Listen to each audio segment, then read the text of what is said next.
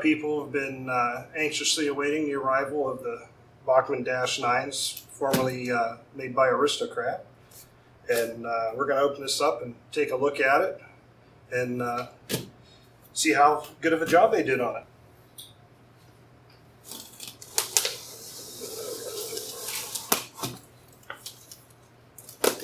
So I'm expecting to find a good bit of padding around this box, because this definitely seems larger than what the Dash 9 box should be, but we'll find out here. Hopefully they packed this well.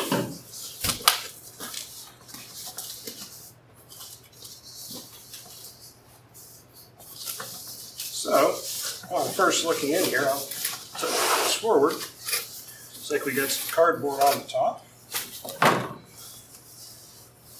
Nice big, well, that's probably at least an inch or so thick piece of soft foam they have in there. And of course, there's our box for our Dash 9, and it looks like we got foam all the way around it.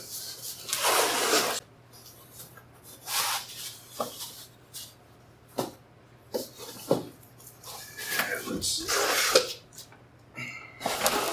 And of course, another big piece of foam in the bottom. So I'd say they packaged this up pretty well. So hopefully we don't have any issues when we take a look in here. So as you can see, we got the familiar Bachmann Big Haulers logo on the front. And this, of course, is the GE-9. This is the Norfolk Southern Operation Lifesaver. This is cab number 9252. So, they're looking at our label on the end. They have listed this as got an advanced non-proprietary plug-and-play electronic printed circuit board. Accommodates the control system of your choice, including conventional DC power, NMRA/NEM DCC, and/or RC operation. We got 2 3-axle ball bearing power trucks, 2 motors per truck with low amperage draw, all-wheel pickup and all-wheel drive, operating diesel smoke unit, white LED directional headlights front and rear. We have lighted front ditch lights, lighted front number boards, interior cab lighting and interior cab details, lighted porches, walkways, and step safety lights, opening side windows, windshield wipers and see-through steps, and MU hose detailing. We have a brass bell and a brass Nathan K5 LLA horn, operating AAR knuckle couplers, factory installed speaker with wire pigtail to allow easy installation of optional aftermarket sound, so these don't come with sound in them. We got power cables on each end to allow for battery operation or RC control from trailing car. They also have marked prototype specific cab profiles. Length of this unit is 32 inches, and they have marked operates on 8-foot diameter curves or greater. Let's take it out and take a look at it, because I'm sure that's what everybody would really like to see rather than me reading off the specs.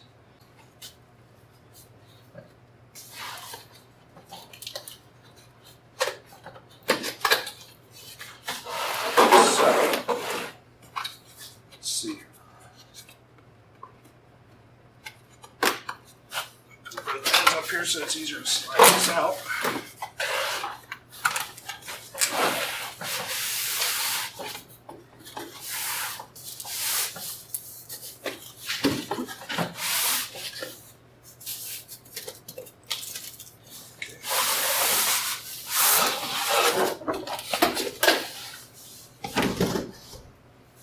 All right. So the first thing we got on top here, it looks like we have our manual and whatnot.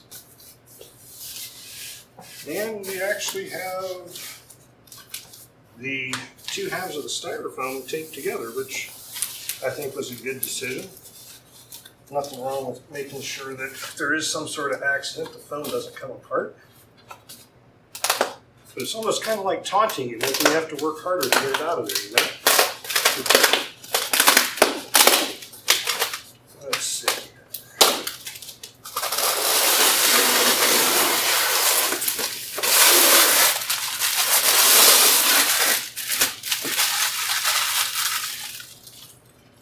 So I see right away, this definitely looks different from how Aristo did it, because theirs was your locomotive sitting up and you had two halves to it. This looks like it's a top and bottom, which it definitely is.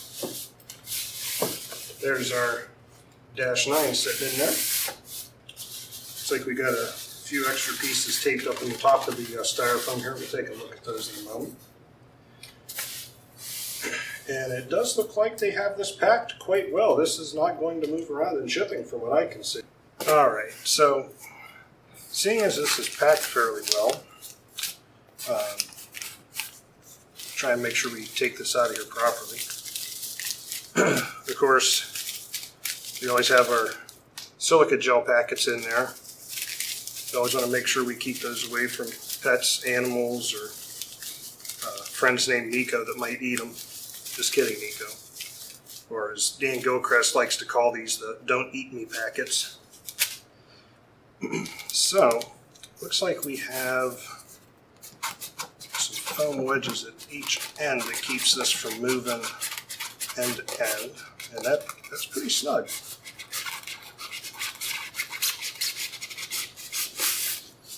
So yeah, we got a foam piece of that end. We got another one down here, keeping this end wedged.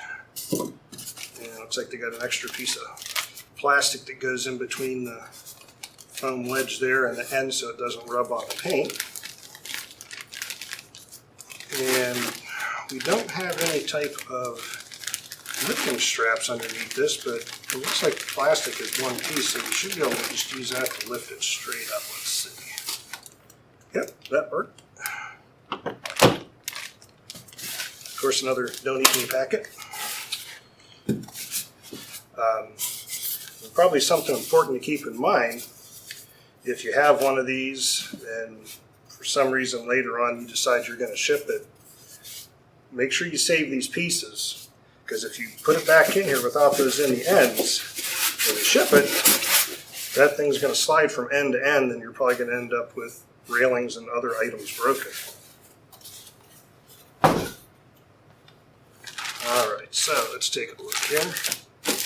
So it looks like we got some foam wedged in behind the handrails on each side to keep those from getting bent around. A couple of the handrails are kind of popped out of their holes a little bit, but they seem to push back in easily enough. And it looks like on the ends inside of the handrails, we actually have another piece of foam, but you're going to want to make sure you have that chain because it's actually laying over top of the foam. You don't want it to pull on that. So that comes out. We get another piece of plastic there. And we got the same thing on the front, same thing. Make sure you get that chain pushed out of the way there. Okay, that comes out. And let's see. Knocked one of my handrails loose on this side, pulling that piece of foam out. There we go. And we'll get rid of this piece of plastic here.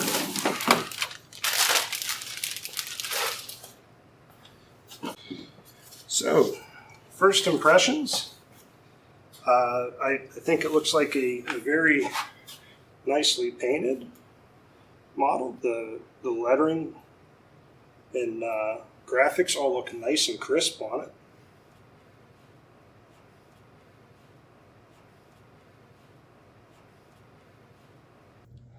All right, well, let's take the top cover off of this and see what we got going on underneath here. This is where all of our switches should be at. And I gotta say, that cover seems a tad snug.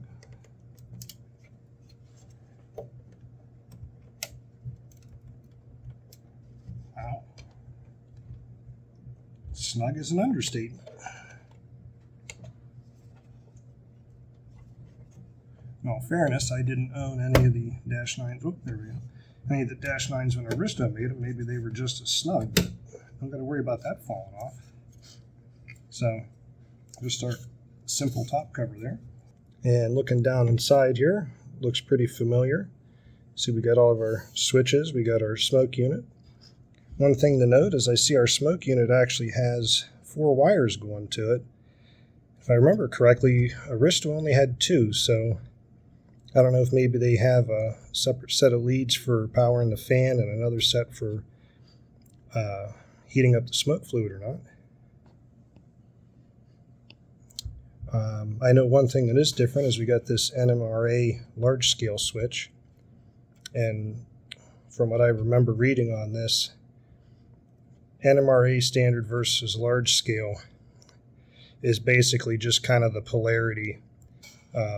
If you flip this one way or the other, it's going to change the direction of the engine. I believe the 2 standards have the positive and negative flipped. So yeah, we got that switch in there. We got our track battery, which is going to use the battery plugs that are conveniently placed on each end of the engine there.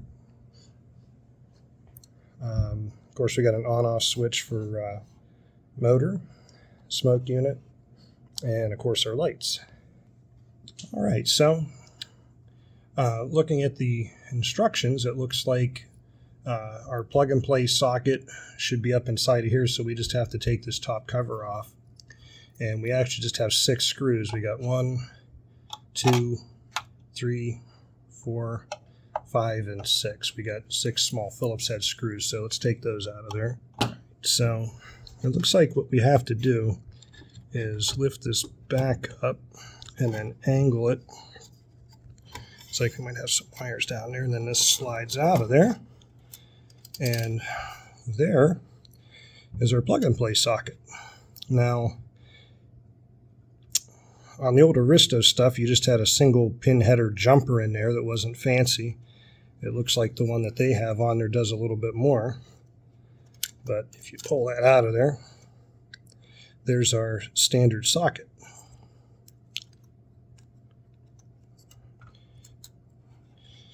And if we look at what they included in the styrofoam in the top,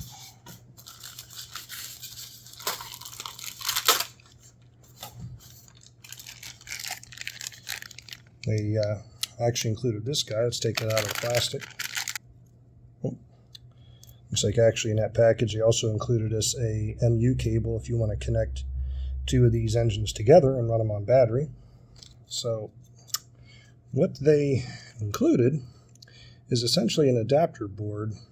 So if you want to run AirWire, RailPro, or any numerous other systems that don't work with this socket, you can plug that into the socket, and then you actually have the wire leads for all the various different connections, as we can see, hopefully labeled on the board there. So that was a nice feature for them to include that. But taking a look at the bottom, we can just take a look at the bottom of the board there. Looks like we have our board for controlling the smoke unit and our other wires that plug in and go down in. And we can take a look down inside of there. Just kind of the standard wires. Looks like there's a couple of boards. Going to be kind of hard to see. I can see it, but down at the other end there's another board similar to that one. So in all, it should be fairly straightforward to install whatever control system you want to use in these, which is nice because I know a lot of people resort to completely gutting the electronics out of this stuff because it doesn't work with the system they're using. From what we've seen so far, everything looks pretty identical to Aristo, other than the changes with the circuit board there and the smoke unit. So when I roll this over, I'm actually going to leave this top cover off so that I don't damage that horn, and also our antennas and stuff that go on the cab. Those are actually in the styrofoam yet too, so we should be able to roll this on its top without damaging anything. If we do, we'll just blame Nico. So looking at our underside here, specifically the pilots, and I didn't mention before, but as you can see, these are pretty much a reproduction of the Aristo knuckle couplers.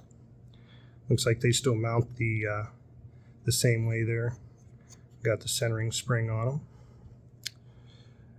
Looks like our wheels are pretty much still identical. Machined wheels. Got the screws in the end holding them onto the half axles. And as you can see behind the vent holes here, we got a motor that's in between each one of these. And pretty much the same thing going on at the other end here. Same thing with the coupler.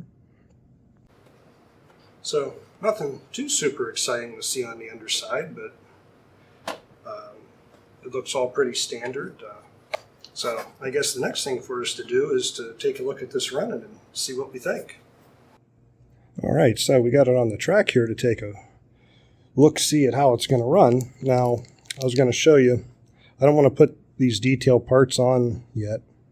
Let's go over here, maybe it'll show up better.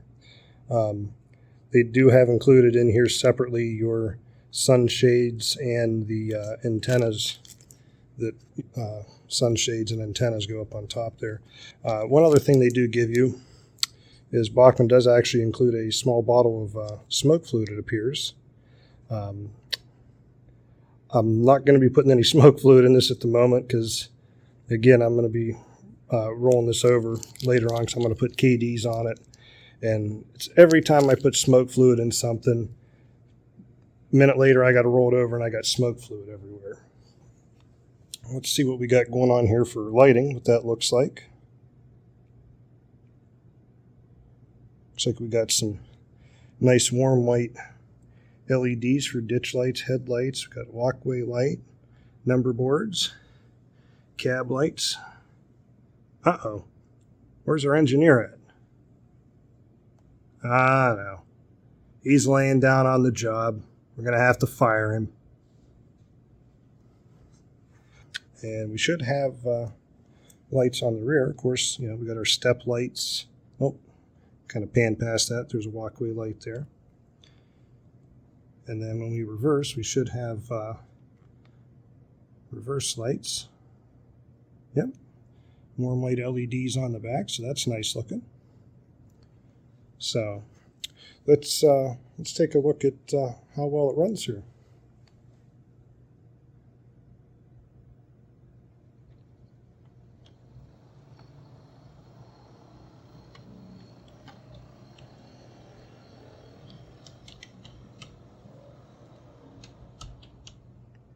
Well, I have to say, so far the motor noise isn't too terrible. It's about in line with what I expect.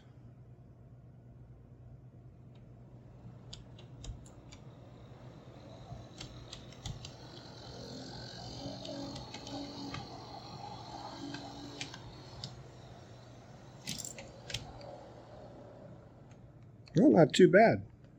Well, I guess let's hook up some cars and we'll give it a run.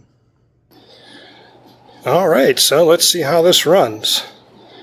And before it gets here, as we know, everything's better in pairs. Now, I originally had ordered just one of these, but my friend Cody twisted my arm and told me I had to buy two of them.